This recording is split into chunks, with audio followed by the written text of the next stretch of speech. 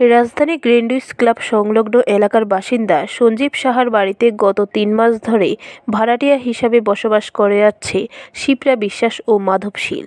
যদিও তারা স্বামী স্ত্রী নয়, স্বামী পরিত্যক্ত শিপ্রা বিশ্বাস মাধব শীলকে স্বামী পরিচয় দিয়ে ওই বাড়িতে বসবাস করে যাচ্ছিল।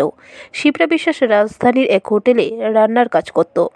সঞ্জীব সাহা সহধর্মিণী জানান, প্রায় সময় শিপ্রা বিশ্বাস ও মাধব শীলের মধ্যে আর্থিক বিষয় নিয়ে কথা কাটাকাটি হতো।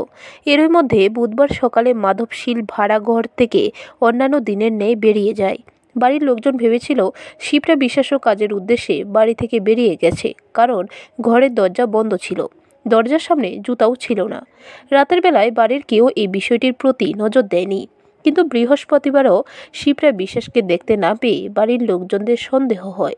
তখন বাড়ির লোকজন শিপ্রা বিশ্বাসের ঘরের দরজা ধাক্কা দিয়ে খুলে দেখতে পায় বিছানায় শিপ্রা বিশ্বাসের মৃতদেহ পড়ে আছে। সাথে সাথে খবর দেওয়া হয় পুলিশকে। পুলিশ এসে ময়নাতদন্তের জন্য মর্গে পাঠায়।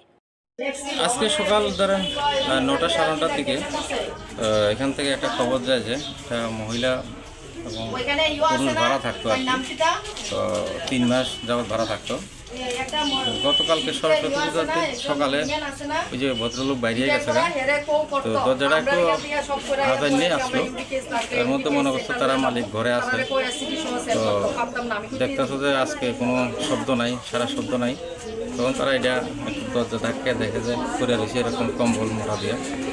তো তারা একটু দেখছে আর দেখে যে এটা মৃত অবস্থায় আছে। তো থানাকে জানাইছে, থানা এসে আমি ডিপো আসলাম। তো এখন ডগ স্কোয়াড এবং ফরেনসিক টিম এসেছে, আমরা ইনভেস্টিগেশন টিমে এসেছে।